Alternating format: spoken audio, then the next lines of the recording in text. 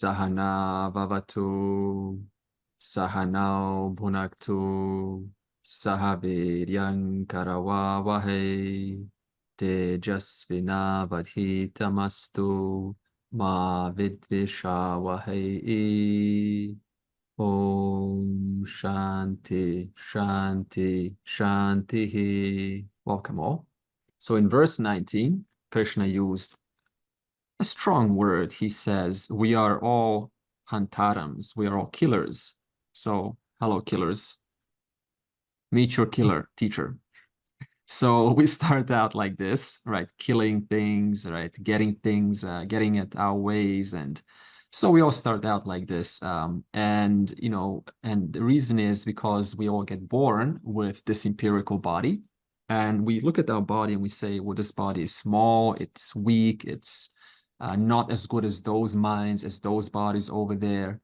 So we form certain personal opinions about this. So this means it's a two thing that happens. First of all, you get a body like this. And you say, well, this is the empirical body. I was given this body for some reason, we will see soon. And then we make further conclusions. We make subjective conclusions, what it means to have this kind of body, this kind of mind. So this means you now carry two kinds of complexes: smallness, empirical smallness, which is a fact, it's an empirical fact. And on top of that, we added one more complex, which is opinions about what it means to be having this empirical small body. And therefore, the person like this, everyone gets born with this kind of complex.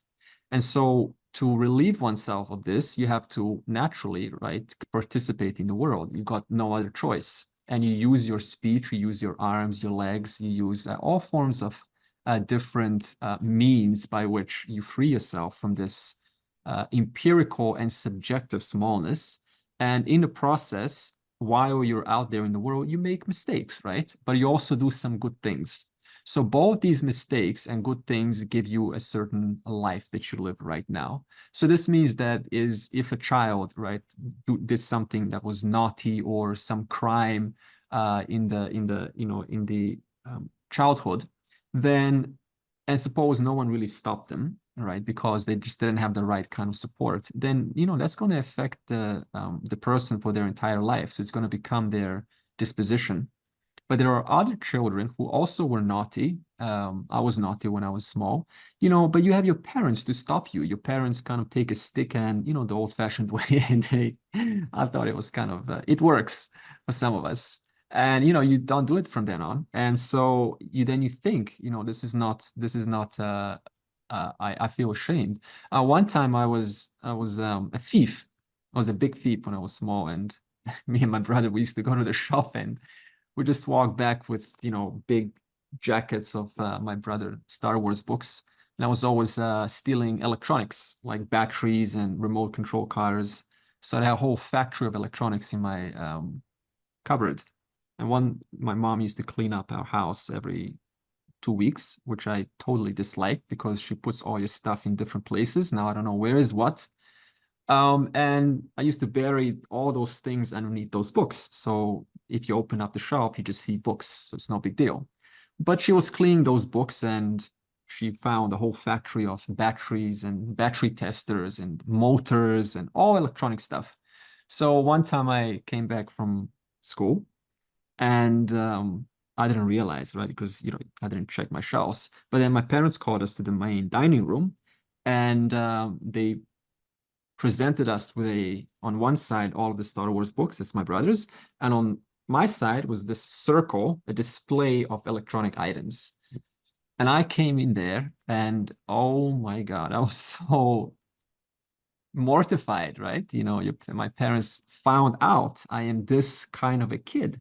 So this means there was an innate program in me that was hiding. It knew already what is the right thing to do. That's why it was hiding. But and so what happened was when I got found out, I was about 9 crying, right? Just totally embarrassed and feeling totally ashamed. And my parents were investigating, saying, what is this? When did you do this? And I just didn't want to exist in that moment. So it's one of those things where there's an inner program where it speaks to you. It knows exactly what's the right thing to do. But there's another part of you that cannot stop yourself. And the reason is because when we get born, right, for example, your dad promises you ice cream. And you say, yay, my mom or dad's going to buy me ice cream. But as an adult, you got so many things going on, so you don't always follow up. Now, it's no big deal for us adults, but a child interprets that way differently. They're thinking now, what's wrong with me? Or why did my dad, who I consider, or my mom, who I consider goddess or God, why did they not follow through? So you start to form some opinions about this, and you maybe even say, well, maybe this is normal. This is how all adults are. So all of these conclusions start to get added onto your complex. And now when you're an adult, you have this sort of normalcy about you to not keep your word, to say one thing, but not to follow through, to not follow through your promises.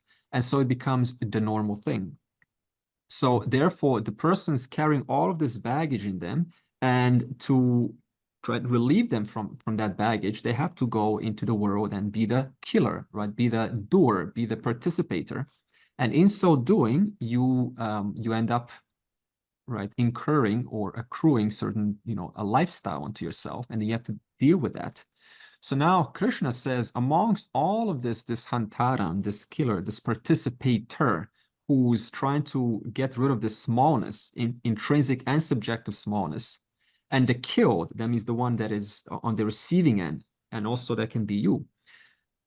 Both, right? Both of them are under the same spell of ignorance, and that ignorance is that, as I said, you know that inner program is talking to you, like that inner program was talking to me. I knew what the right thing to do, don't steal, but I couldn't help myself. So that same program says to you, this is not all there is to it. There has to be more, and I'm not going to stop seeking until I find a solution. And this program, this inner program of dharma, keeps on pushing you through all sorts of trials and perturbations, and you're willing to go through it all for the sake of coming back to your innate nature, to your intrinsic nature as the awareful presence. And therefore, in that sense, now Krishna says your real nature is this, what is in the next verse 20, Atman. Now, Atman is in English self. And what is Atman? It is the substratum upon which things change. So there is a changing world, there's a changing body, there are changing thoughts. You know already this. Everyone knows there's a changing, but just logically, for things to change, and do you feel like you're changing? I mean, you could kind of say your mind's changing and your emotions are changing all day long, but to the core, when you get to the core, right, can you really say that you changed? Right? When you get to the bottom of all of the changes relative to what happened as a child, what happened as an adult, what happened, giving birth to a child, getting married, first kiss, all of that, right? Having grief, people leaving, people coming to your life, starting projects, becoming someone. This is all fine. But at the bottom of all of that, there is this unchanging presence, which is your real nature, and that is Atman. So what is Atman? It is your intrinsic nature, in whose presence all of the incidental attributes that we spoke about, such as your life, such as the naughty child, such as the good girl, the bad boy, the good boy, the dull child, the one who has passed through multiple stages in life, but there is still one conscious being. So this means that if I say to you right now, you, right, you. Suppose I said this word you, Y-O-U, to you when you were 5, okay? And I say you now as an adult. Who am I talking to when I say you? Right? Who am I really pointing to when I say the word you? That depends where your identity is. Okay, so this means if your identity is placed in your body or your mind, then yeah, you will absolutely, look at it like that, and you'll say, yeah, what about me, the body, mind? But you're not going to say that. But if you really analyze your experience carefully, if I say the word you to that 5-year-old, to that 9-year-old child who stole, who was naughty? What was I really talking to? Conscious being. And if I say you to you right now, who am I really talking to? A conscious being. Am I talking to your thought? To which thought am I talking to? Please tell me. Which thought? The thought of the dinner that you had today? The thought of what is to be done after, right? Yesterday? To the which thought am I talking to? I'm talking to not your thoughts. I'm talking to you.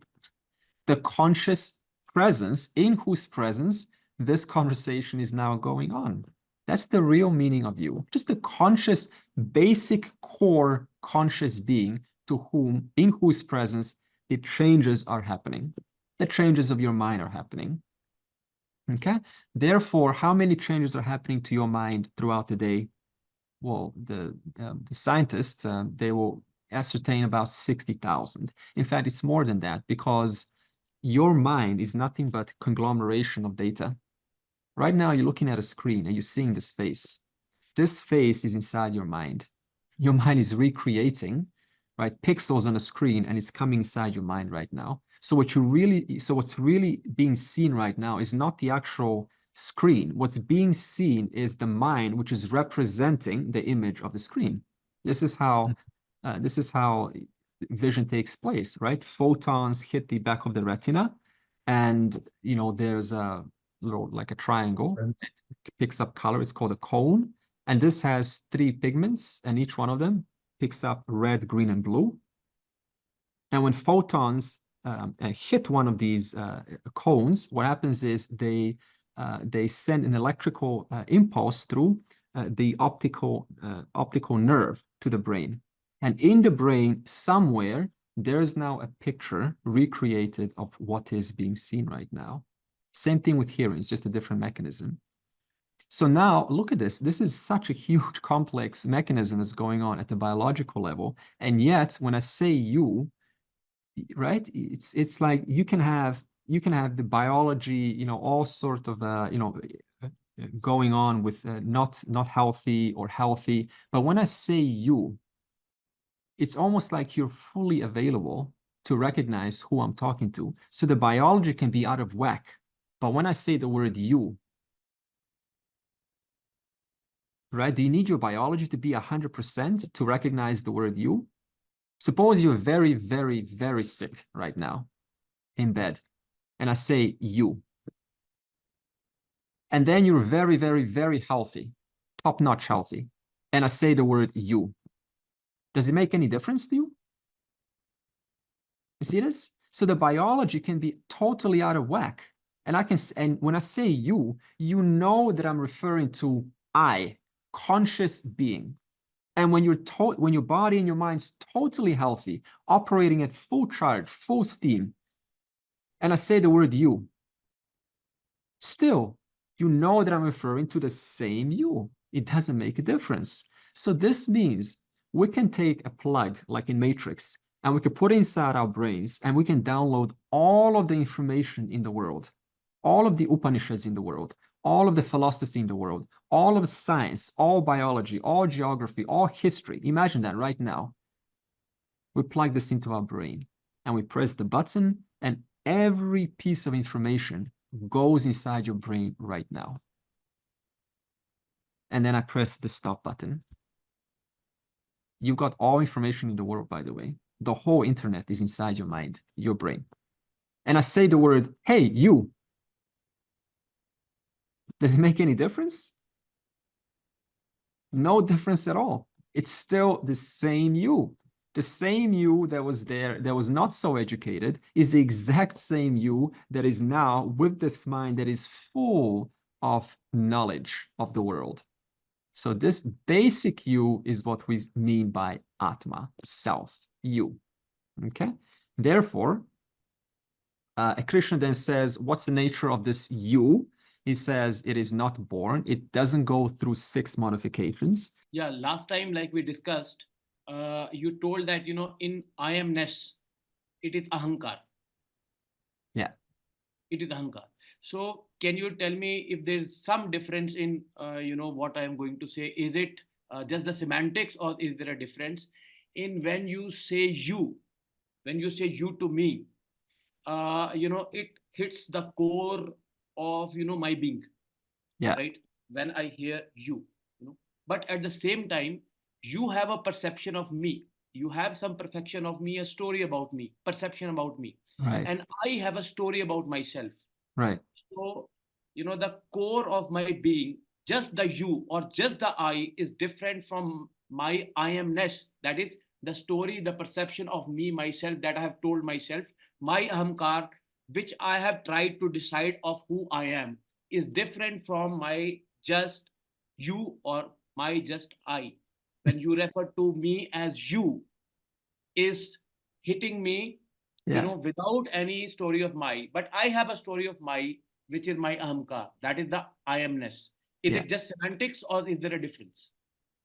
Okay, if I captured this, this was like a riddling question. So so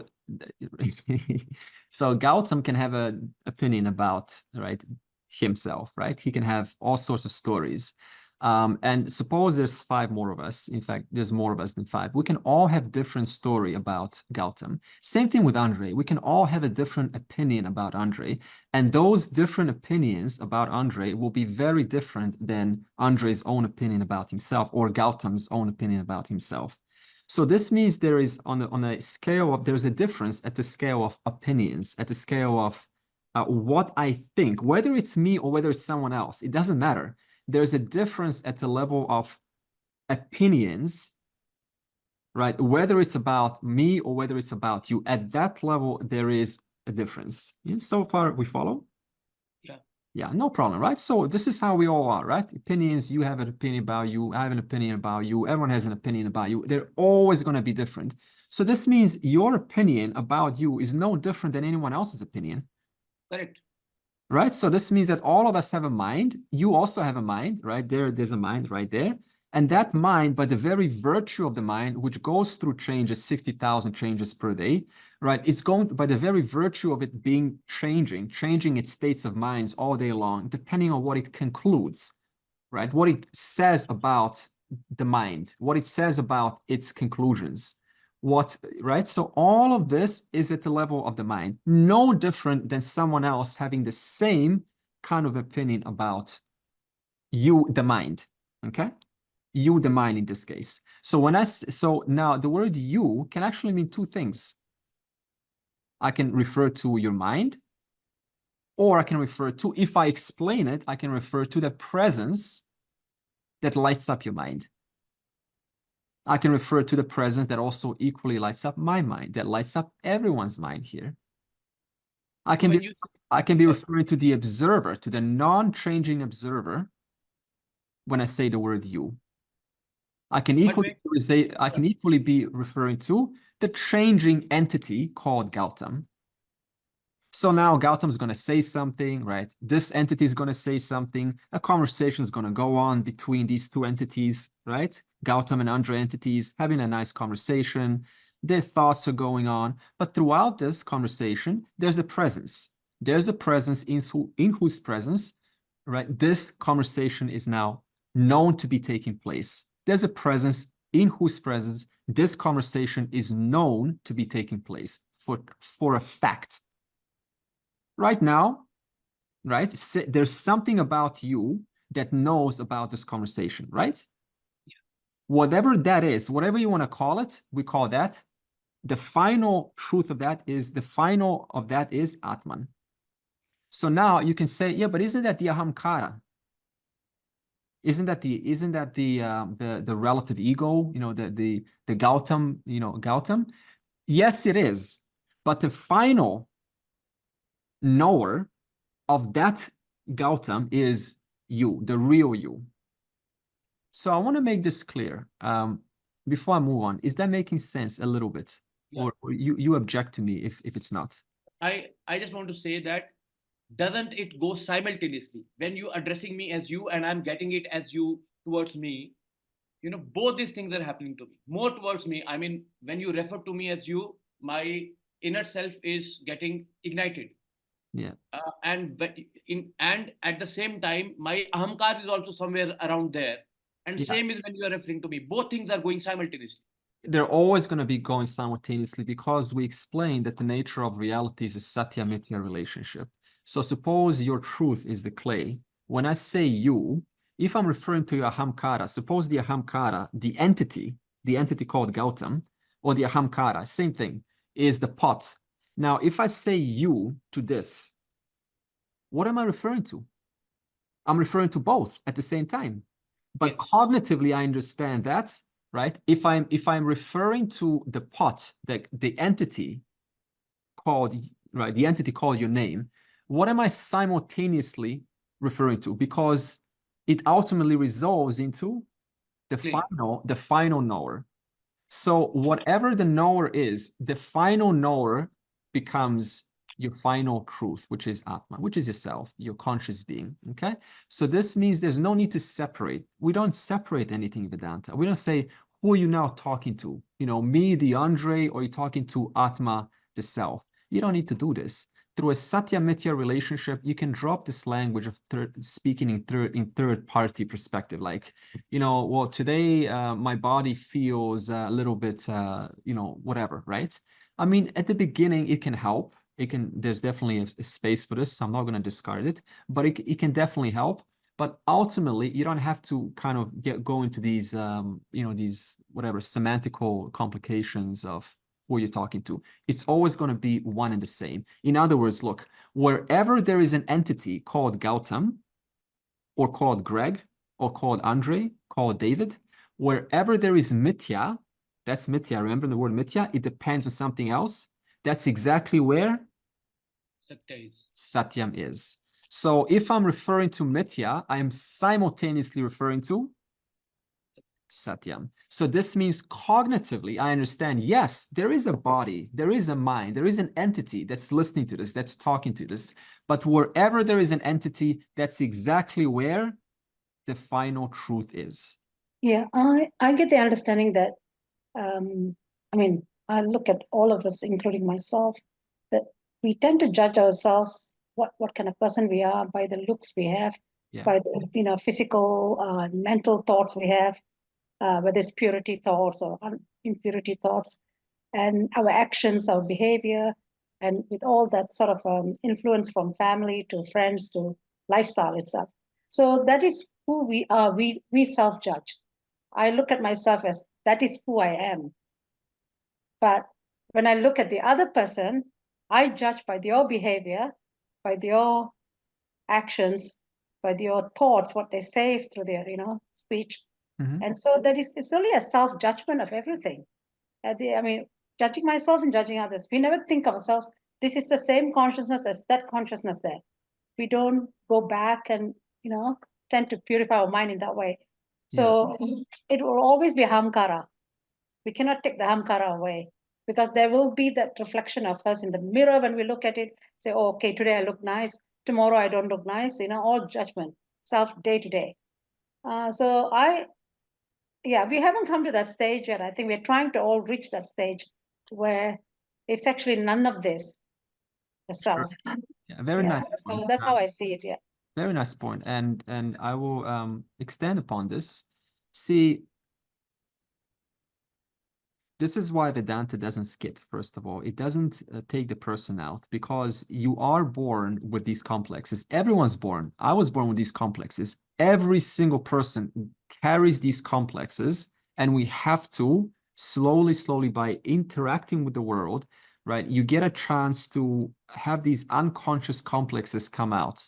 And they come out in situations, they come out in a form of crises, they come out in all forms of different situations. And every time it comes out, it gives you a chance to refine your responses. And it gives you a chance to remove or undo that distortion. So this is why in chapter 3 of the Gita, what Krishna will tell to Arjuna is that, right, by participating in the world, not kind of going back and retreating, but by participating in the world, you get a chance to look at this right, unconscious, look at this program, which manifests in a form of distortions. So this means that when these distortions are operating, what happens is when we provide the knowledge, whatever knowledge it is, because your mind has been so conditioned to put everything to its little bubbles. So this means when I hear about the knowledge of Brahman, I also put that also into a bubble. So this means it remains as these bubbles, right? So you have to first drop yourself down to the Vyavaharika world, to the empirical world, by popping these pratibhasika bubbles one by one by one. And how is this done? It's done by, as I said, participating in the world. And every time something triggers you, that is your perfect chance to relook at your responses. Where is it coming from? And in what way can you respond differently than you have not done before? Every time you do, you interrupt that program, which manifests as a distortion of any kind of knowledge that you receive. So this is why it's crucial to take care of one's mind, to nurture one's mind with healthy thoughts, and to, along with self-knowledge, it's both done at the same time. So it's not like you first go and work on your mind, work on the mind, work on the mind, and then there's this one moment when you say, okay, now I'm ready. I no longer need to work on my mind. Now let me make a sudden shift and only focus on self-knowledge. It doesn't happen like that. It's simultaneous. So even if those who don't come to Vedanta for moksha, it doesn't matter at all, because you're familiarizing yourself with this knowledge, and any exposure to the words of Vedanta, it helps you to slightly make those subtle changes that you don't even notice, but it happens somewhere at the back of your mind. So it makes you slowly think in a different way, more aligned with Ishvara's Srishti, Ishvara's reality, and less and more away from my Jiva Srishti. So what is Jiva Srishti? Jiva Srishti, Jiva means entity, and Srishti means creation. So we all start out like this. We create and we live from our own creation. It's nice, right? It's comfortable because it's very easy to live in imagination and create a positive future and just make this big bubble, like how I'm going to be. Remember as kids, how we had these big goals? I'm going to be an astronaut, and I'm going to be this, and I'm going to be that. It was very pleasant, wasn't it? It was very nice and happy to live in that kind of world. But that world has to be popped. This is what Vedanta says, because that world doesn't allow me to come back to this world, Ishvara Srishti, which is the empirical world. Because when I am back, that we call it in English, come back to, how do they say, get grounded. That means come back to the real world. Unless I'm in the real world, I will not begin a proper analysis. Because how do you begin the analysis into the final reality, Rani? How do we begin the analysis? From our pratibhasika, from our jiva srishti, our imagination? No. Why? Because whatever analysis you do in your imagination, where are you going to stay? You're going to stay in your imagination.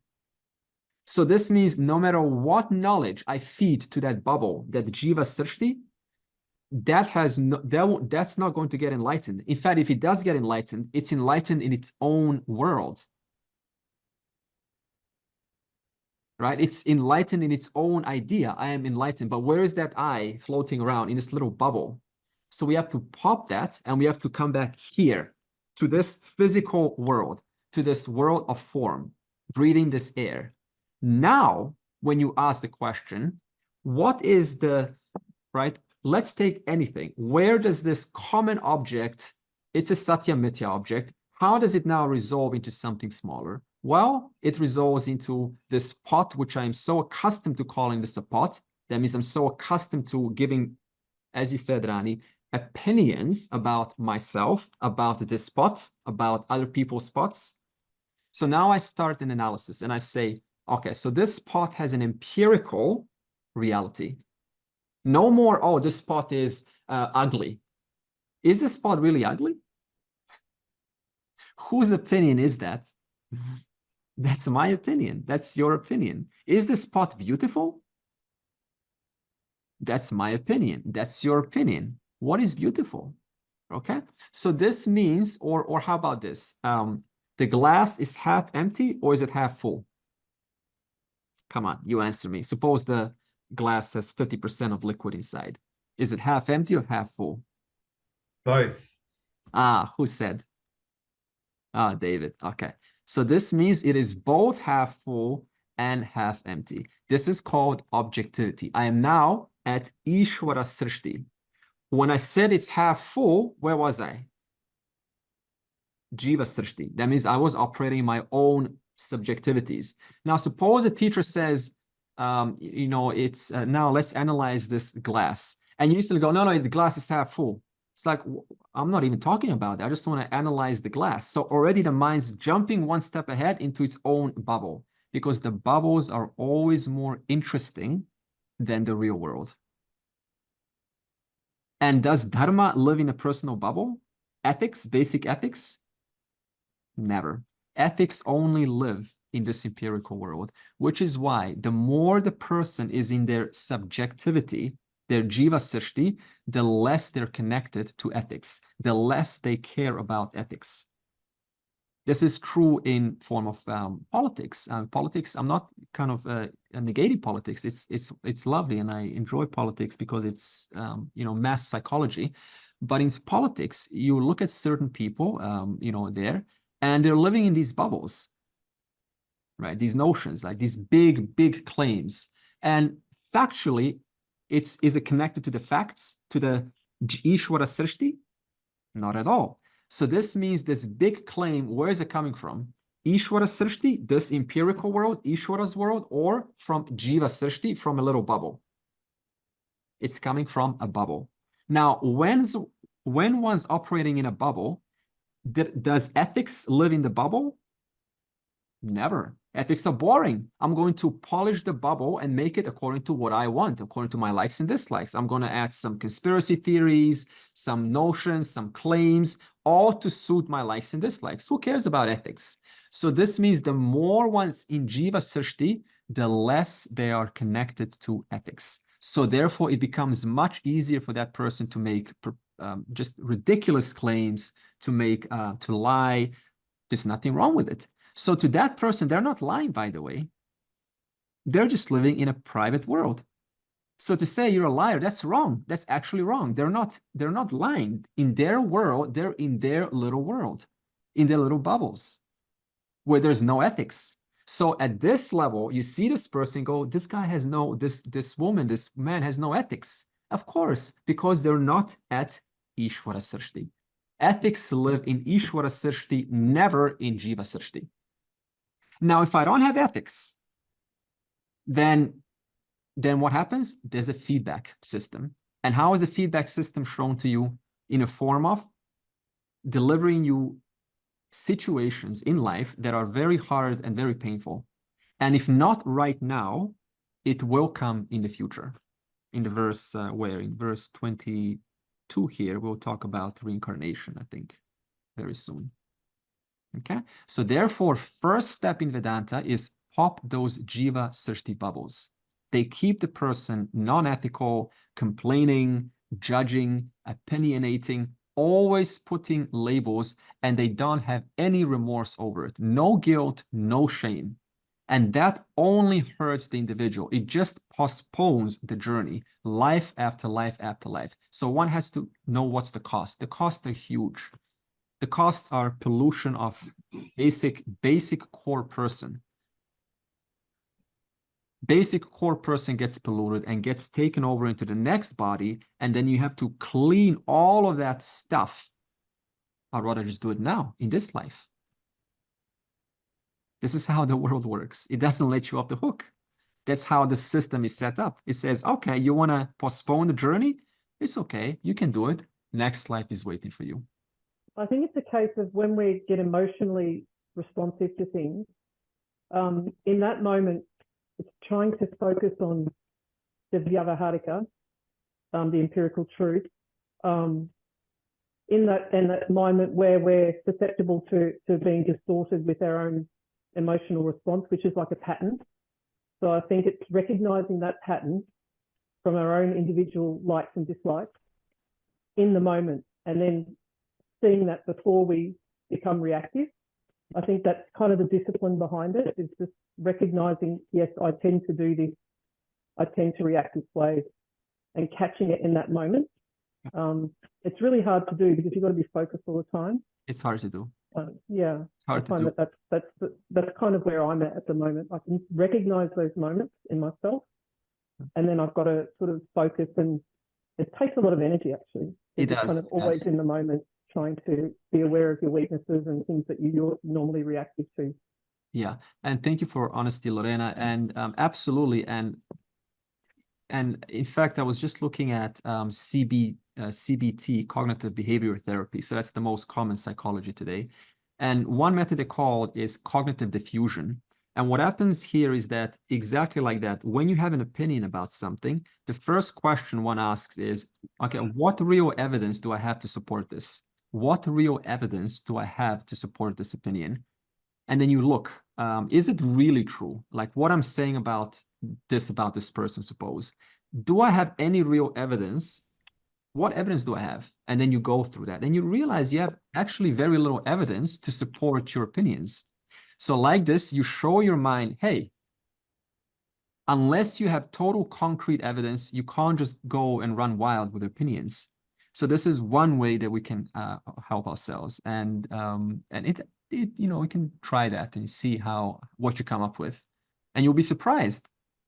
I can't really come up with anything. And then it says, could there be something else to this, right? So what evidence do I have? And then could there be some other story to this? And then you have to find reasons in your mind. And you see that's very hard to do because our mind is so conditioned to just putting a label and moving on to the next part.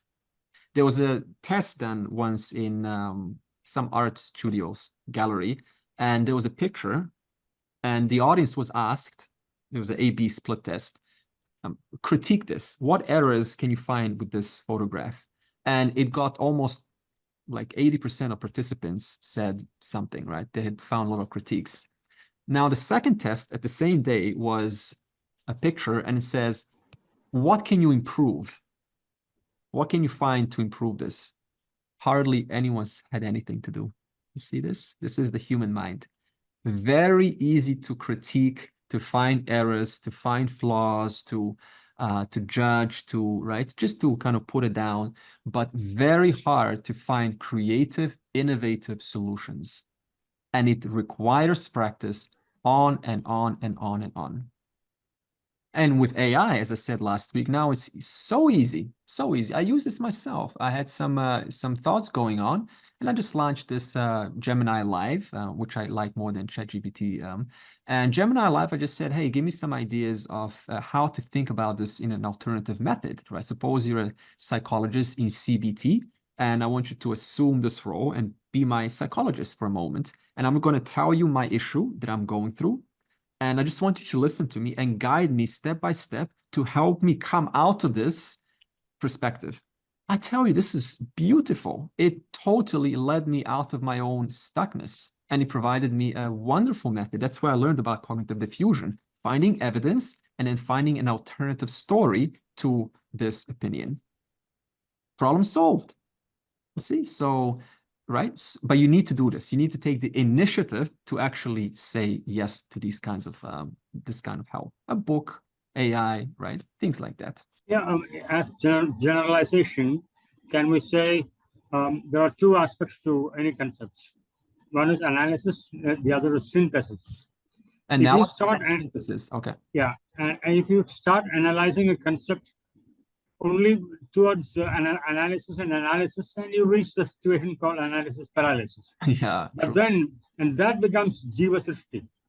But when you analyze a concept towards synthesizing it, that's you know that one day you will come closer to the truth, and that is synthesis, and that is Ishvara srishti. Is that the right attitude? Yeah, it's a very nice point, Bao. So what Bao is saying is that there's two processes to resolving a matter that your mind's going through. Analysis. Now, analysis is so easy to find forms within stories, because the mind works through associative thinking. Look at this. Suppose I say to you, okay, both Westerners and Indian here. So what can we both relate to? Beach. Can we kind of both relate to that? Beach. Okay. Where's the first thing your mind goes to? Some memory, right? Okay. Frisbee, you know, the little thing you throw. Frisbee for me, right?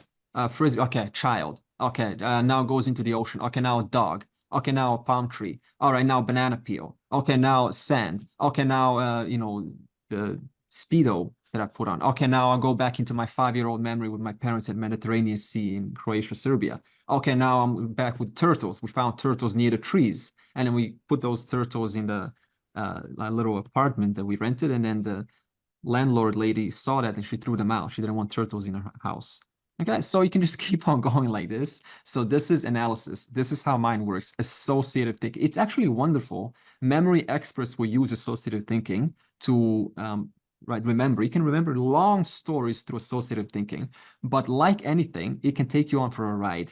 So through analysis, you have to know where's the point of enough. Okay, what is my aim of this analysis? So if it's just analysis without an aim, that synthesis part that Bo said is never going to take place. So I have to have an analysis with a goal. And what is the goal? To come to the bottom of this. What is a different perspective by which I can look at this? Just like an example of this AI, I launched the AI with a specific intention, not just to have a random chat. Let me experiment with where it goes. A certain intention was, I want to come out of this disempowering thinking, and therefore guiding the system to help me in regards to that. Wonderful. It got synthesized. And synthesis is where you make a firm, confident decision that, or recognition, I've resolved this. It's now been synthesized. It's been resolved. So this means analysis with a goal in mind. In verse 21, before we read the verse, I'll just explain it. See, here, Arjuna has heard the nature of Atma, which was explained in verse 20. It's ever new, it always remains as itself, right? So we explained this. It doesn't undergo any change. It's Shashwata. It's Nityam. It's not subject to time. It's the same in the past, present, and future. This is all nature of self. Now, having heard this, Arjuna, we're all Arjunas, right? We all get reminded of our duty in life. So this means what Krishna does is he first points out your reality, your truth, who you are, who you really are. And now he brings you back to the world, to Ishvara Srishti. And he says, hey, there's still a body. You still have to get things done. This is how it is. And here, Arjuna's problem so far is that he's thinking, I'm going to kill all of my people, right? I'm going to contaminate them. I'm going to break them. But Krishna then reminds you that, yeah, these, your family members, your mom, your dad, your wife, your husband, your sister, right? They have a body just like you. But the real nature of what you call your mom, your dad, or your husband, or your wife, or your child, the real nature of them is Atma, the very same self that you are. Don't forget that. Remember that. And then Krishna says, and this Atma is indestructible. So this means that, yes, there is something that, is coming and going, but there is something that is more fundamental than what I consider to be my child. Think about that. There's something more fundamental than what you consider to be your dear, dear child, your dear parents, your dear spouse. It's like, this is blasphemy. And no, it's not. It's a Satya-Mithya relationship. Your child is this, a pot.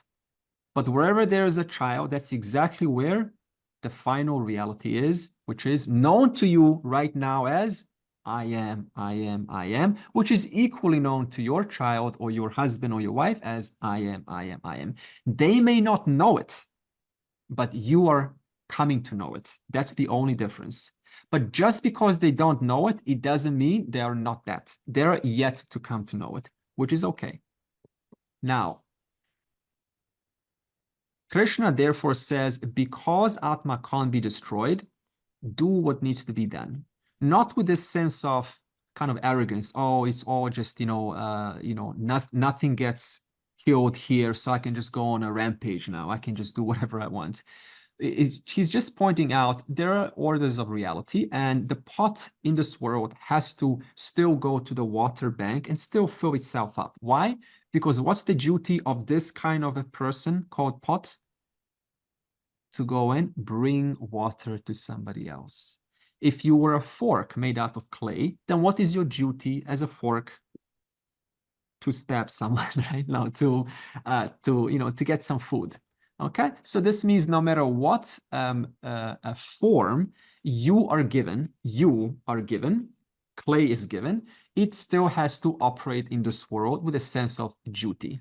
But it can do it a lot lighter now because it cognitively understands wherever I am, that's exactly where I am. Now you know what these two words distinctions are. It's just one I ultimately, manifesting as different forms. Now, why should Arjuna do this? Well, Krishna explains the reason is everyone gets born totally dependent on everyone else. For example, you need oxygen. The plants need carbon dioxide. In fact, it's really interesting. The waste product of plants through their photosynthesis process is oxygen. That's amazing. Their waste product is, they don't want oxygen. And we desperately need oxygen. And we give off, just like they do, what is our waste product? Carbon dioxide. And what is absolutely required for the livelihood? Plants need that. What is waste product for us is livelihood for the plants. What is waste product for the plants is livelihood for us. Look at this interconnection. It's amazing. You came with certain connections to people, as certain roles that you're put into. Why are you doing this role? Have you ever asked this? Like, why are you doing whatever you're doing now? Why are you in that role? Like, why am I in this role? I could be doing so many things right now. I could be traveling, Hawaii, where else is nice? Maldives, right? Right? I could be doing so many things right now, but I'm not. Why am I helplessly doing this? Why are you helplessly doing your job? Because there's something about you. Why are you helplessly the person that you are? Because there's something about you that has made you who you are. There are a lot of things we will talk about in the next verse, right? This is reincarnation where we come to. But you are put in this life for a reason. And because you're put in this life for a reason, you have this role to play. And you got no choice about it. In fact, if you don't play this role, are you going to be happy? Probably not. So I always say, hey, I'm retiring. What's so happy about that? I'm going to retire. What are you going to do during retirement? Nothing? It's the most painful experience to do nothing. So this means every individual is given a signature, like a thumbprint. And this signature says, here's your qualifications, here's your strength, and here's your weaknesses. Based on this thumbprint, that is who you're going to be in this world. That is what is going to ironically make you happy. So while you think you're constantly busy, playing out your thumbprint, it is ironically the very thing you need for relative well-being. So like this, Arjuna's thumbprint is very different from ours. It is a thumbprint nevertheless. And what is his thumbprint? To decimate an army. It's really just a duty, right? Your duty could be to take care of sick patients, but you're still participating. You're still being a participant from your duty. Arjuna's duty is to help this, right, this conflict to calm itself down. Otherwise, it's going to have repercussions. And his duty is very hard, but it's still a duty. Therefore, Krishna says, you're not just a prince, right? You're not just an ordinary human being. You are a prince, right? You are a worker. You are a husband. You are a wife. You are, whatever your job is. It's not a small thing. And your thumbprint doesn't just have one influence. It's got multiple influences. How many people do you touch? Suppose you're just touching one person, healing one person. How many people are you actually healing? Just one? How many people is that one person connected to? Their well-being, who you contribute to, their well-being is going to, in a very subtle ways through long-term, influence the well-being of 10 more people. Somehow, you don't even know. And that's going to, in 100 years, contribute to 100 or 1,000 people who are going to benefit from what one little being has done. Now, are you really little if you look at it like that? When in 1,000 years, your efforts today, your thumbprint, your duty is actually contributing to thousands of people in 100, 200 years? It seems very small thing that I'm doing now, says the Jiva, but it's not. It's a huge thing that you're contributing in this world. And we don't see it. But if you could see, if you could somehow rise up and see this huge timeline of the interconnected web, you would be shocked. I would be shocked too. It's like, oh my God, I thought I was making no difference. I felt so small in this world. I had no change at all. You know, they've got a better work. I want to be like them. But then we forget ourselves. And everyone not being outside this order, everyone has an absolute part to play, like the little finger.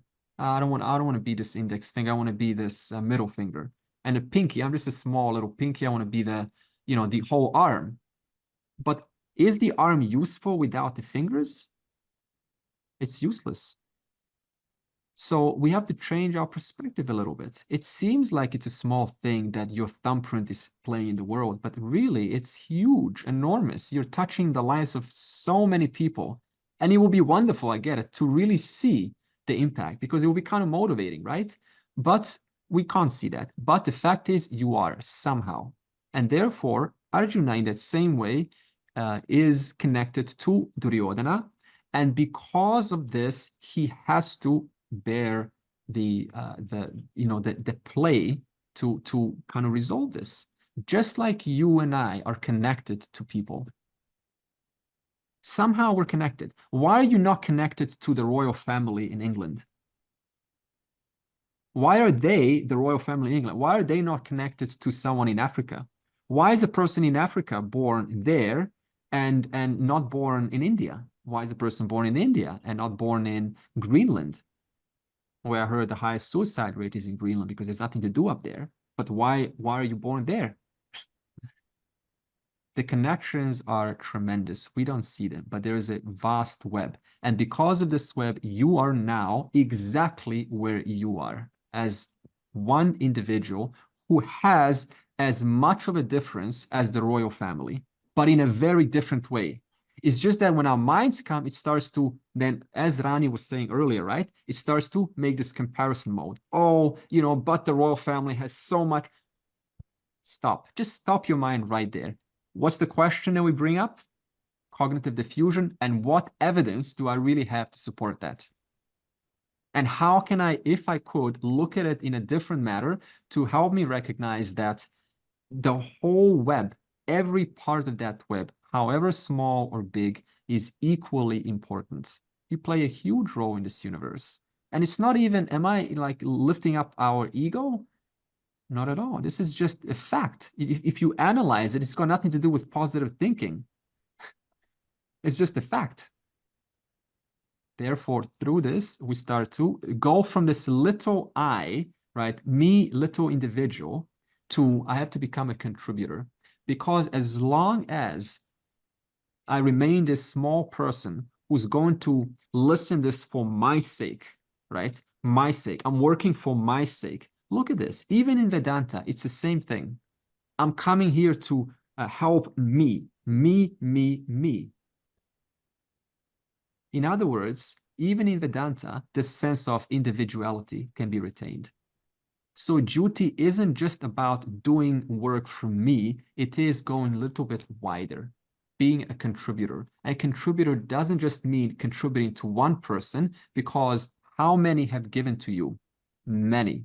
Oxygen, truck driver, the pilot, parents, grandparents, great-great-grandparents, 1,000 years ago, generations who you never met, all of the wars they have taken and because of which technology has developed, which is now contributing to you. The man who thought of internet in around 1980s early, we're now using to share this. Can you now go, hey, we Indians, we've got the Vedas, we're special. Oh, but we Westerners, we've got the internet. We're the ones that designed the internet and the AI. We're special. See, this is shallow thinking. Though everyone needs everyone. I totally need the Vedas to understand this knowledge.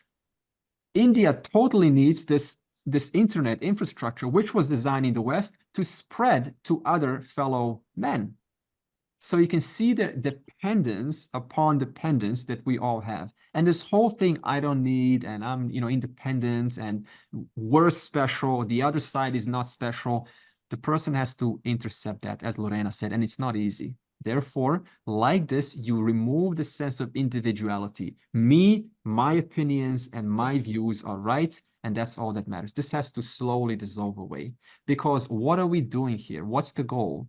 The goal is to understand is the whole universe is one, which I'm not apart from. That's the goal here.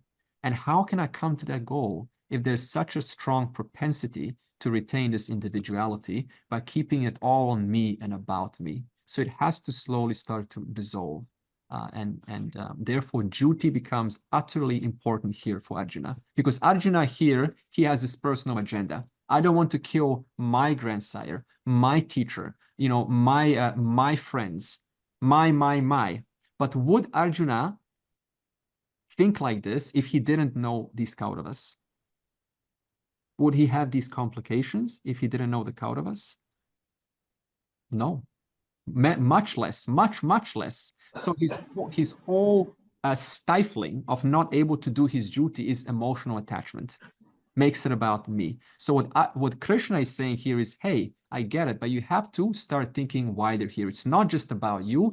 There's an interconnected web which you find yourself in right now, and you have to do your part, because even if it's painful, it is ironically what is going to put you to the next stepping stone to the final goal, which is moksha, which is firmly ascertaining this knowledge, firmly seeing that all that is here is one. It looks ominously contextual, the incidents in the Gita that triggers the war or not. And tomorrow we are facing October 7th, which is a very, very, very crucial day for all of us in all over the world. I believe we are all going to be affected by it some way or the other. But is it not the same paradox that Arjuna is posing to Krishna? I mean, Krishna came to the rescue as an eternal umpire. And right now we are facing the lack of an umpire. How do you react to that? We are, if you look at this war as the world, and Krishna is the wisdom, the discerning intellect, then you still come to the point where where is the Krishna in me? Right? Where is that discerning part in me as an individual? Because really, you have to understand, where is my locus of control and where is my locus of non-control? I don't have any control with the 7th of October or any of these dates, but I do have control right here, right now. What little can I contribute in my little sphere of influence and make a difference? That is really what Krishna is pointing us to. He's not saying your duty is supposed to be grandiose. Go and save the oceans, go and save the trees, go and stop the burning of Amazon jungle, go and change the politics. This is too much for one individual. Krishna just wants, notice how Krishna is saying specifically, hey, Arjuna, you have a duty, and your duty is what? According to your thumbprints, according to your strengths and your weaknesses. And what is your strength? You're a Kshatriya. You're not a Brahmana, so, right? You're not here to give a speech. I'm a Brahmana, Krishna says. I can give you a lecture, because that's what I'm good at, says Krishna to Arjuna. But you, Mr. Arjuna, are a Kshatriya. That is your specific identity. And that identity has to contribute in this vast eternal empire.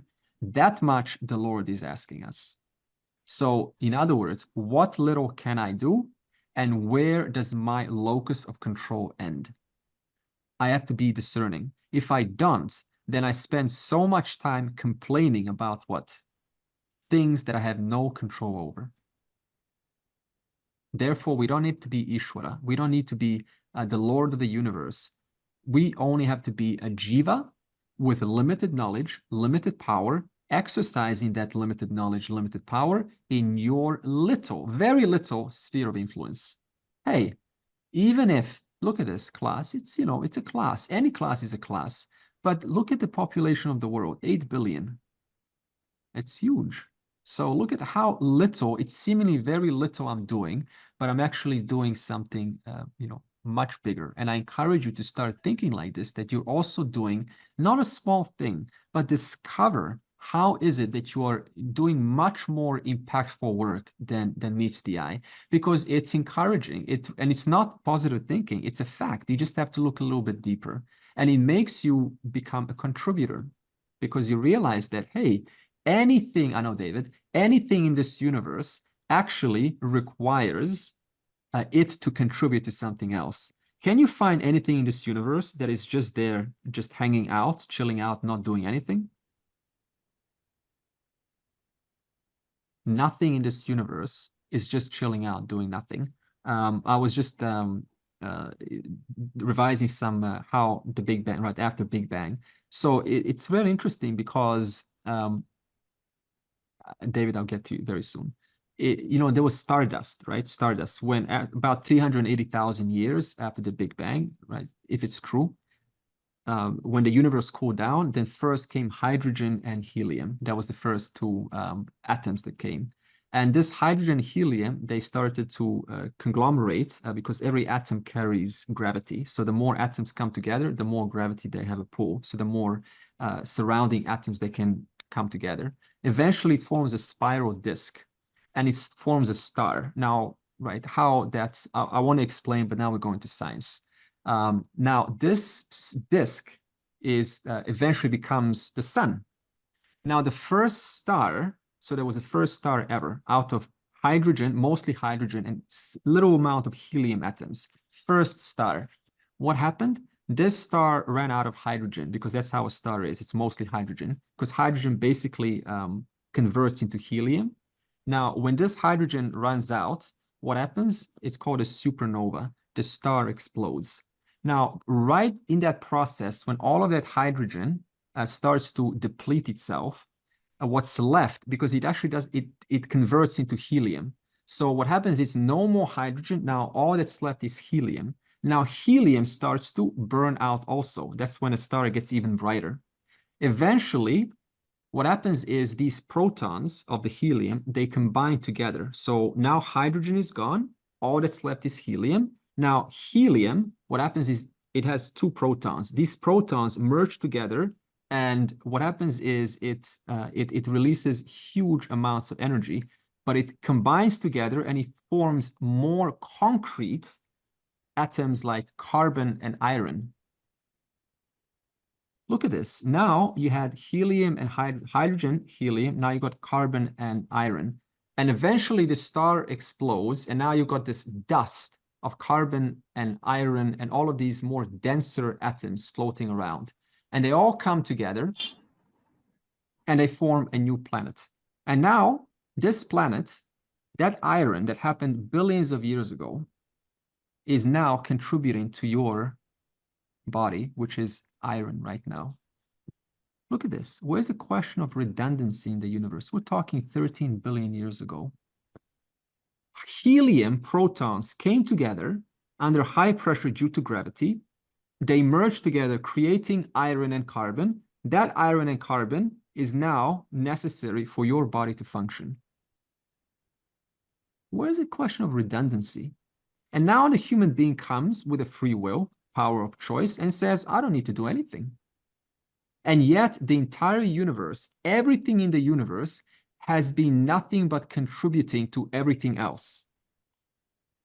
Therefore, we can ascertain with relatively strong confidence that the nature of the universe is that everything that exists in this order has to contribute for its own survival, for its own well-being. If it doesn't, it goes out of existence. This is what Krishna is pointing out here. You are given a thumbprint. Do that. Do that with pride, with healthy pride, because it's going to help you. As Rani said, it's going to help you remove those little personal distortions which manifest as I can't, I'm not good enough, I'm inadequate, I'm not loved, I can't, I'm not, moksha is not for me, this is only for the big boys, for the big, Anandamayi Mas and so on. This is not for me. Now, this is, look at this. These are just thoughts. One of the 60,000 of thoughts amongst many. How is a person ever going to attain anything if this kind of thought is going through the mind? It's not possible. So this is why with Vedanta study, we have to, as Lorena said, be very tuned in. What is this mind giving me? What kind of thoughts is it feeding me? And then you have to intercept that every single time until it eventually becomes very easy. It's not forever, so that's the good news. It's not forever, but it does take some effort. Yeah, I just wanted to share, I'm reading this book, which is a collected works of Woody Allen, and one of the characters in there said this beautiful line. He said, "When I make a decision, I make it for the entire of humanity." Yeah, powerful. Look at that. That's lovely words. When I make a decision, I include the whole. I don't just do it for myself. I give my mind the privilege of thinking about the connections in this world through the decisions that I'm making. So this means when we make a decision today, we can apply this lovely words. I am influencing so much more the entire humanity, and that is a fact. It's not a belief, it's a fact. Because of this interconnection, you're touching one person whose mood is going to contribute to other people. The networks are insanely complex, but we don't really see them, but they're there. Yeah, a quick question around. So how do we, in the context of the role that's given to you, as Krishna says, like, how do we explain, like, psychopaths and some terrible evil dictators who have caused tremendous destruction around the world, like, we're talking about Adolf Hitler or the likes of that. Was it their role, would you say? Yeah, good question. So was it now, see, we have to be careful when we use the word role and not keeping with dharma. So again, you're given a free will, and it's much easier to do things that are wrong than it's to do things that are right. Now, if I don't recognize the consequences, if I don't understand the compensation system of this universe, then it becomes one step easier to do something that is not the right thing to do. So like this, any kind of dictatorship, any kind of mass damage to the society, if you really were to look at their lives, you will probably find two things. Number one doesn't understand the compensation system. There is no such thing that goes without it, getting its fair share of what took place before. So there's always a one-to-one ratio between what took place yesterday and what I'm feeling or experiencing today. And that is the fact for all things, which we will speak about in the reincarnation verse. And the second is, maybe I said this earlier, is that this duty gets convoluted. So, I mean, just down to earth, you start off as a kid, right? And then you get born in a little bit suppressed community, and they all feed you these ideas, and you come with your own likes and dislikes, for Anglo-Saxon and less for the different color of race. And then you kind of hang around with those people who add more reinforcements for you to think like that even more. And so you start to now read additional books. So now you add more, right, adharmic thoughts. So slowly, you start to condition this instrument to think in one very narrow-minded view. And it doesn't account all of the things that are other possibilities. So all we can really see is just, we are the superior race and everyone else is inferior. So if you really bring that down to simplicity, it's just a very narrow-minded vision. Along that narrow-minded vision, the person doesn't understand the compensation system, that if I do incur some damage, that is going to come back to me eventually. It's going to hurt me. So it becomes easy for that person to hurt. That's why Duryodhana, it's the same thing, right? He was consistently doing adharmic things to the Pandavas, and try to poison Bhima, and what else did he do? He violated the rules of war multiple times. So constantly, so he doesn't have this compensation system awareness. So you have to first recognize that I cannot get away with it at all, and I will pay the consequences. I will deserve. You get exactly what you deserve. Yeah. Is it in the context of empathy, like you say, empathy is the bedrock of wisdom, and because of say childhood trauma, or the way you were like born and the experience in early childhood, that empathy would never develop, and that's why it kind of did lead to development of wisdom, and that's how it it just builds up as you become adult and it does destroying things. It does build up. And it's not just, I mean, empathy is a natural human heart. Everyone has empathy. So in fact, the essence of dharma, which is inbuilt, the essence of it is empathy, feeling somebody else's pain. In fact, what is dharma? It's like this. I know what I want and I know what you want. Every single child knows that. I know what I want. I don't want to be hurt. In fact, when a child gets hurt, does he go to mommy proudly? Hey, today I got bullied. Does he go? No, okay. And when the bully, another, then does the bully go to somebody and say, hey, today, mom and dad, I bullied some child. I hit him in the face. Do they do that? No, they try to hide it. So they know what is the right, everyone's built in this program of, I know what I want, I know what others want. You don't want to be hurt, I don't want to be hurt. But through the course of time, as Amol says, this empathy, this dharma, gets overshadowed, overpowered by, through distortions, through your own carryovers from past lives, through, hanging around with the wrong crowd, through parents who don't really tell you, who don't really put, firm boundaries and give you a little open education. And so all of these variables contribute to the final, dictator that you spoke of. So there's many variables contribute to one's lack of ethics, unfairness. And this is the collective karma. So this means that, it's now you say, well, that's their problem. Well, you're born in this time period also. So you also now have to share what they're doing. So this means you are somehow connected to them. Even if they lived 60 years ago, still it's kind of close. So you still have to maybe, share a little bit of that.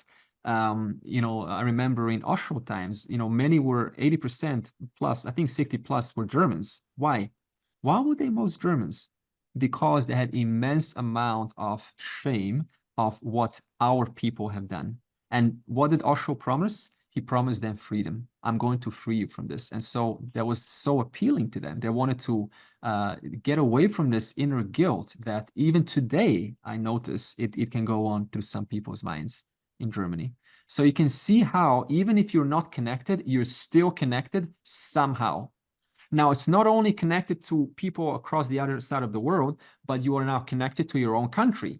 So if you are born in Africa, right, in a particular region in Africa, you have to share the collective karma of that entire country. So if that entire country has lack of resources, then you have to also bear that. But then you got your own family karma, your own family circumstances. Some families in that country which has lack of infrastructure are richer, some are poorer. So now you happen to be in the richer family, and now you have a little bit more privilege than the family which is got less money, even though both of you share the same karma at the level of infrastructure. But now, even within the family, you've got individual children, those who have siblings. You know that you can be totally different to your sibling. And now your sibling can be given the exact same privileges as you. You're given the same education, same school, same more or less, right, everything, but individually, you're totally different. So this means you came with something, and that something which you came with, which we call your past samskaras, caused you to interpret the very same situation that your brother and sister was exposed to, but in a more favorable or more disfavorable way. Did you select that? No, you came with that. Carry over.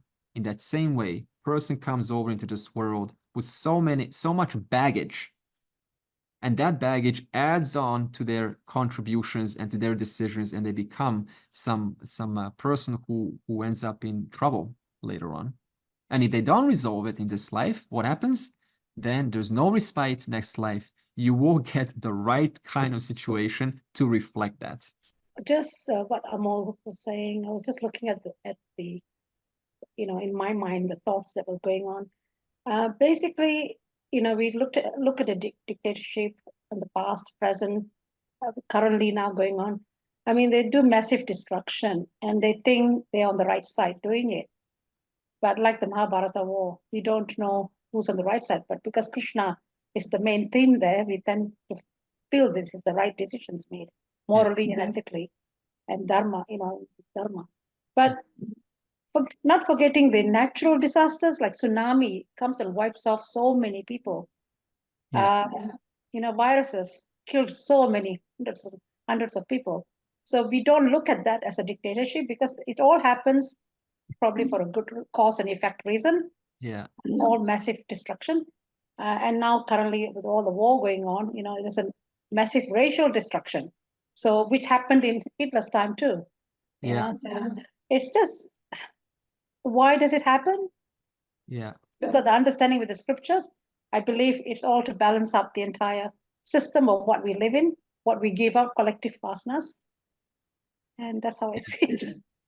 Yeah, as Nataraja is, if you see Nataraja, the symbol, where you have the dancing Shiva, and around him is this circle of fire, and there's a circle which is the circle of creation, which is where all these things are happening. It's endless circle, wars, Mahabharata wars, and joys, and happy moments, and rainbows, and sunshine. And there's little fires, that's the destruction. So whatever comes gets removed. Whatever dictators come get removed. Whatever saints come also get removed. And no one survives. But it's all in the circle of life. And in the middle is Ishvara, right? Is Nataraja, who is very interesting. He's got one hand, the Abhaya mudra. Abhaya means no fear. Don't fear, my dear. Don't fear. In this circle of life, right, there is one presence, which is your real nature. For that reason, right, do not fear, right? Your body can go, this divine play can go, but don't fear, because you, fortunately, are the one who is totally free of this entire play. And he's holding a drum, which is, for creation. That means I create this. And he's holding a fire. That means whatever I create, that means this, with the drum, I destroy with the fire. And he's got one hand, his left hand is pointing down. This is called the Gaja Hasta mudra. And he's pointing down towards the raised foot. And what does this raised foot indicate? It is the left raised foot. It's not touching the ground. That means through this understanding, I've recognized that, right, I am free of this world. I'm not, right, these entanglements, this play, right, I can still participate in it, but I'm not entangled in it. I've risen above, that's the left foot. I've risen above this play that has been going on eternally. That means I'm not kind of just, oh God, what do I do? I'm so small, the world's falling apart, and the stories. I've risen above this. And what is his right? He's standing on a dwarf whose name is Apasmara.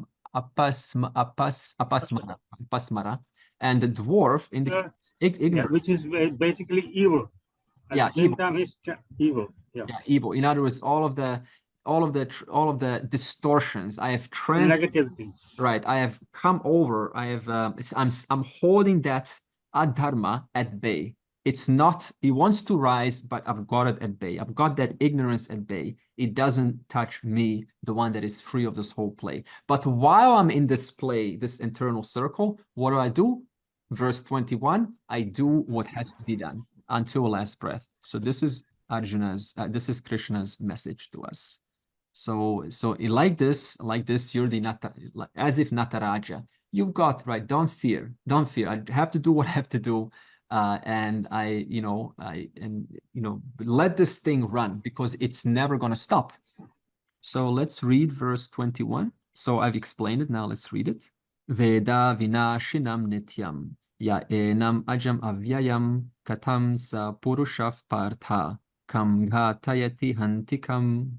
Partha, Arjuna, the one who knows this self to be indestructible, timeless, unborn, and not subject to decline, how and whom does that person kill? Whom does he cause to kill? The one who knows the self to be indestructible, timeless, and unborn. Okay, so there is something about you that never kills, is not the killer. The body is designed to do the duty, is designed to do its work here while it's alive, but there is something about me that is free of this whole divine play that has never begun, and it will never end. And it's not my duty to fix it, because I'm not Ishvara. I am just a small being within. But small doesn't mean lack of inferiority complex. It just means I do what has to be done in my small sphere of influence. Now, in verse 22, it's a popular verse, and with what are you doing your duty with? You're doing it with your body. And Krishna equates your body with clothes, right? For example, with clothes, we can equate it. And he says that your body is like clothes. Now, clothes, they go out of fashion, you know, you throw them away, you have to replace them with new clothes. They accumulate smell, so you have to throw that away too. You have to wash the clothes, you have to take care of it. You have to stitch it together when it gets torn up. And when you take your clothes off, you don't give much attention to it. It's just very practical, and it did its job, right? It did its job while it was used, and now I put it away. Now, it would be really good if we had the same relationship to our body, wouldn't it? It was like that objective. Let me just use this body, do what is to be done. But, right, because we've been carrying this body so close to you, Atma, and it's so intimately connected, it's not so easy to kind of look at that objective. But there is a possibility. Now, Krishna says, this body, like clothes, is meant to deteriorate like clothes. It's meant to be changed. It's meant to be put aside. And thank you for the body. You've done wonderful works. And it then uses this to bring us to the topic of continuity of life, that circle, which is going on forever. And he brings the topic of reincarnation. And he says, is reincarnation knowledge or belief? Well, if you take, for example, there's a book called by Brian Weiss, Many Masters, Many Lives, right? Many lives, many masters. Yeah. So he was a psychiatrist and he was treating patients. And one of the patients started to have some visions or some memories, and he couldn't figure it out. But he ascertained that this is too accurate, this is too descriptive, and there's some logic there to what this patient is saying. So he changed his approach and he turned to past life regression, and he got his patients to remember these phobias, not phobias, but these lives which are responsible for the phobias, or which have inculcated these impressions that are causing these phobias. So the idea was these patients couldn't explain their irrational fear. And the idea was to help you remember that you have had a life before, and through that life, you've developed a samskara, an impression, deeply rooted, which is now making you act irrationally towards water or spiders or talking to people or extremely socially awkward or something like that. So that's just one example, right? And there's many stories. There's, a lot of, there's Vedic scriptures as an authority for the continuity of life. Now, despite this, there is this tendency to kind of brush it off. The moment you hear it, instantly there's this wall, right? So it's really interesting that a person, you're comfortable hearing about how your genes, are now a product of 1,000 generations backwards, right? You got no problems with that. But the moment I say your mind is a product of 1,000 minds backwards, it's like, what are you talking about? Huh? What's this? Like instantly the mind just switches off. It's the same idea, right? So now Krishna here is, we're wondering, why is this resistance there? Well, maybe because those who are talking about this are either lunatics, or they're hallucinating, or we don't remember. And for those reasons, that's only two reasons, there's no continuity of life. Now, those two reasons are kind of, they're two reasons, but it's not enough, right? You cannot just sort of discard the whole thing based on these two reasons. So giving it the benefit of a doubt, let's see if we can use logic to understand this continuity of life. And let's start out by recognizing that there is not one thing in this universe that hasn't led to something else. There's not one thing in the past that hasn't affected and been a cause or has contributed to the sculpting of this, whatever it is, this rock, this body, this mind, this world, right? So in like Einstein, right? He says E equals mc squared, basic. So basically what he's saying is that nothing in this universe goes out of existence. It goes through conversion process. So matter doesn't really go out of existence. It just converts into energy. Like, for example, sunlight, right? Which is energy, photons. It's amazing. Chlorophyll inside plants convert those photons, which is what they use. They convert photons into proteins. Conversion from energy into matter. Same thing from matter into energy. Okay, so nothing really gets lost in this universe. It just goes through a conversion process. So whether it is your body, whether it is your subtle body, like your thoughts, your personhood, it just goes through different stages. It doesn't have a fresh new start. That's the point. It doesn't suddenly arise out of nowhere. It continues from a different state, in a different state. It just continues like that. He also talks about anything in this universe has any effect. Effect is a product that you see now. It's a product of many causes backwards. So like I said, the iron, when our planets were forming, many elements were coming together. And one of those atoms was the iron atom. And in this huge, spiral cloud, it started to conglomerate together and form this Earth that we are now walking on. Now, this happened billions of years ago, and it had iron. And that same iron, as I said, is now something that you need to survive. I've heard many times when a woman says, especially a woman, I need iron. My doctor says I need iron. I feel tired all the time.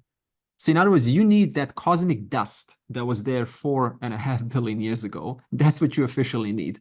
That means that dust, I need that dust for the survival of this body.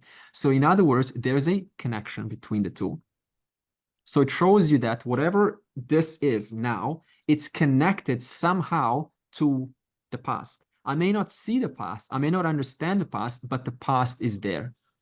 The other thing is that if you look at dinosaurs, we had meteors, right? And one of them got dinosaurs wiped out. Now, because the dinosaurs got wiped out, you and I are talking right now. Otherwise, we would have not stand a chance, right? So this means they had to go so that they can give rise to mammals. So what Krishna wants to show you here is that there is not one thing in this universe whose cause only lasts maybe 80 years, The iron was there 4.5 billion years ago for 80 years, and it's gone. It's here later, 4.5 billion years ago, later. You see? There's not anything in this universe where a cause just lasts for a limited amount of time. It is endless. It's for millennia. Same thing with our thoughts, with our personality.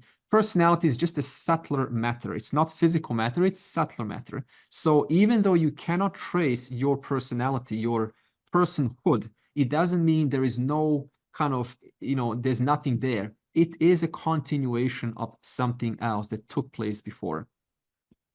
So this means that this cause-effect relationship applies to anything in this universe, whether it is physical matter or whether it is subtle matter like personality. Now, you and I come with this Sthula Sharira. Sthula Sharira is our physical body. And we also come with a Sukshma Sharira, which is our subtle body. Now, subtle body means that I can't see your sight. Can I see what you're seeing right now? I can only see your eyeballs. That means I can only see your physical matter. I can't see your subtle matter because your senses, your jnana indriyani, your knowledge perception sense organs, I can't see that. I can't hear what you're hearing.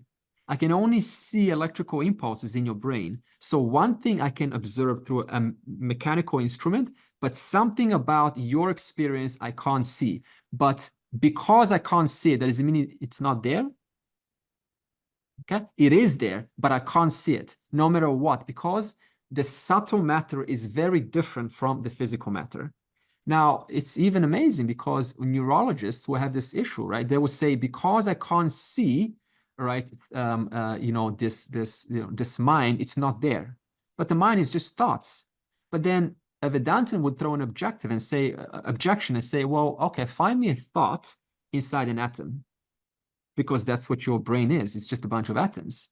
And what would they say? Well, you know, we can't, but somehow, when atoms come together, they generate thoughts. This is the explanation.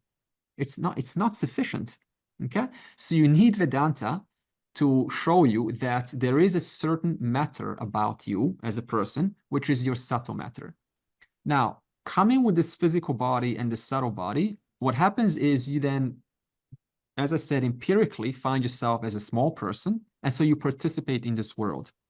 Through participation, you generate, right, your actions are causes. Now, those causes produce effects, two kinds, unseen and seen.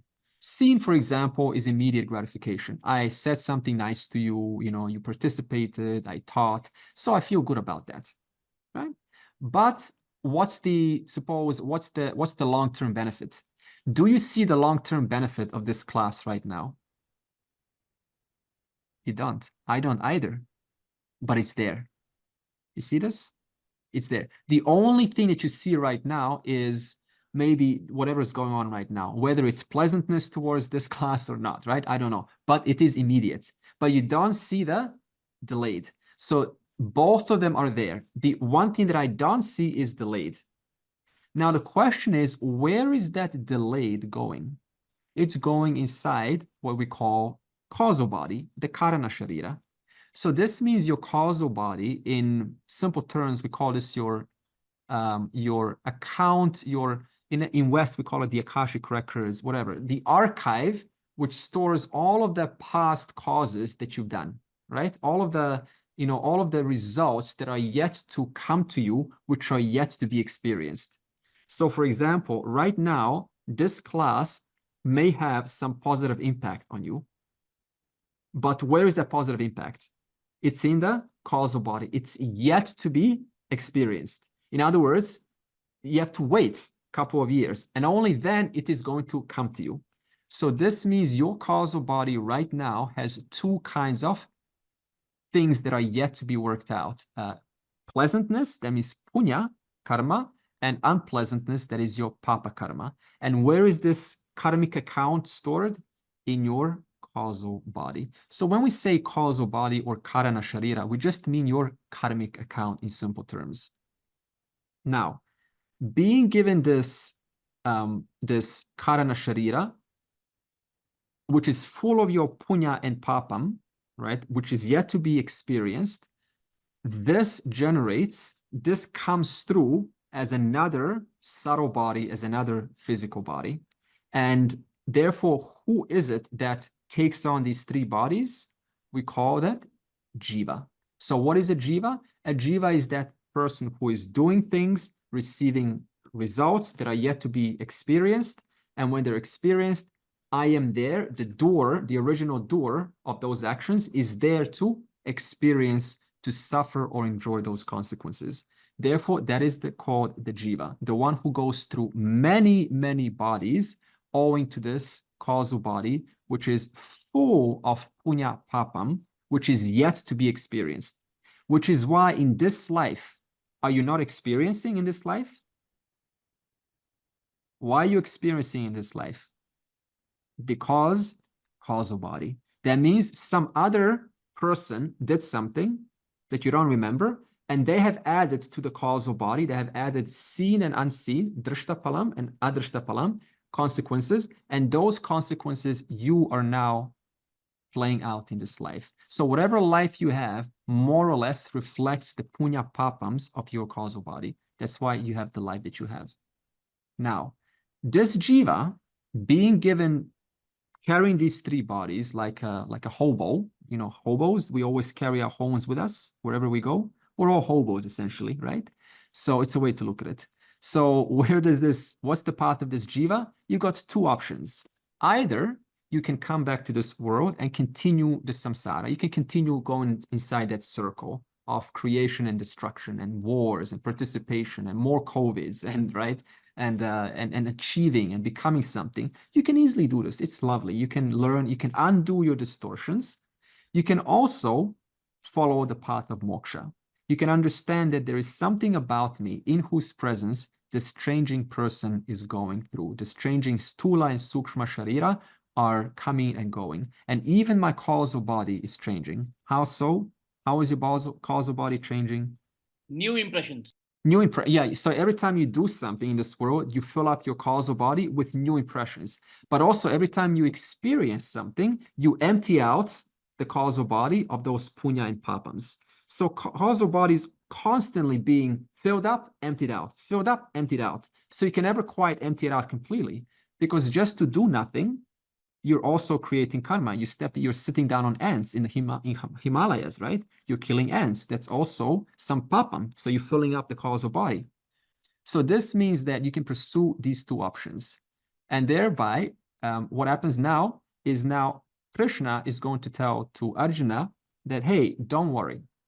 Having explained this journey, which has got you here because of this continuity of life, and has gotten to all of us here in this moment of this war, all that's going to happen now is their outer shell is going to die, but their sukshma sharira will continue. For that reason, Arjuna, don't grieve. You can do what is to be done, because you think you're going to kill the physical body, but actually the true nature of these soldiers is their subtle body.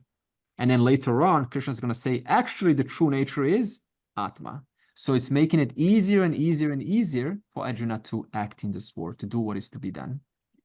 So this means, there was a death of our dear student in this class. I was with Rani there.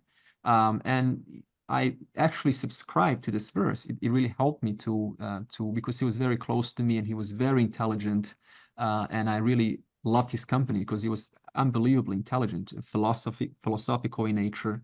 And I was there looking at his body, and I was just thinking, like grief, would have been there, but it wasn't there because I was looking and appreciating, hey, his body is gone.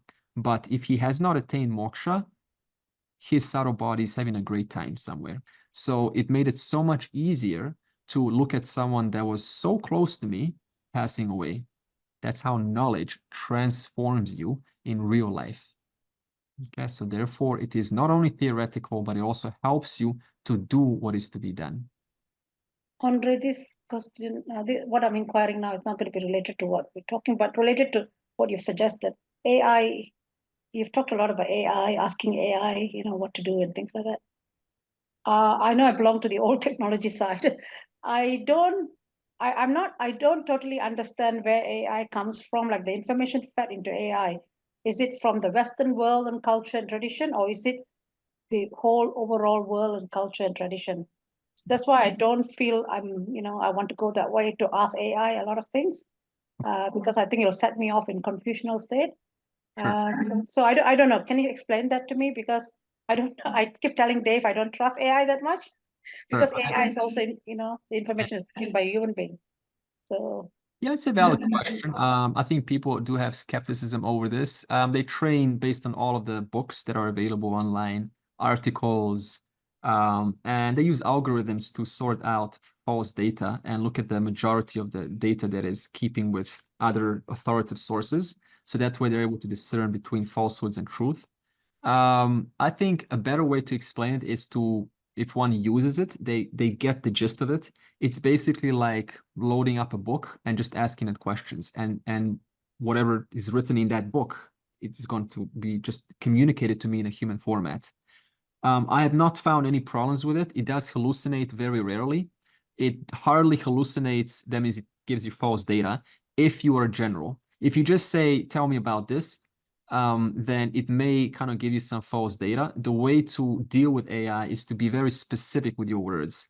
For example, when I used to go to Subway, Subway, when you eat, people always like, here comes Andre. Now, I was always listening to these people and they say, a little bit of tomato, a little bit of cucumber, a little bit of salami, a little bit of onions. And what do? I want 6 tomatoes. I want 5 cucumbers. Now, when they're putting the mayonnaise, I keep go, stop, like that.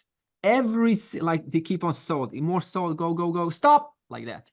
Totally specific. So this means that if you change your language with AI, then you get consistent data and you have to guide it. That means it's up to the user to extract good data. but most kind of just, look at it as this thing that you just ask. So you have to, confront it like a human being. If you approached a psychologist, would you just say to him, hey, I've got a problem?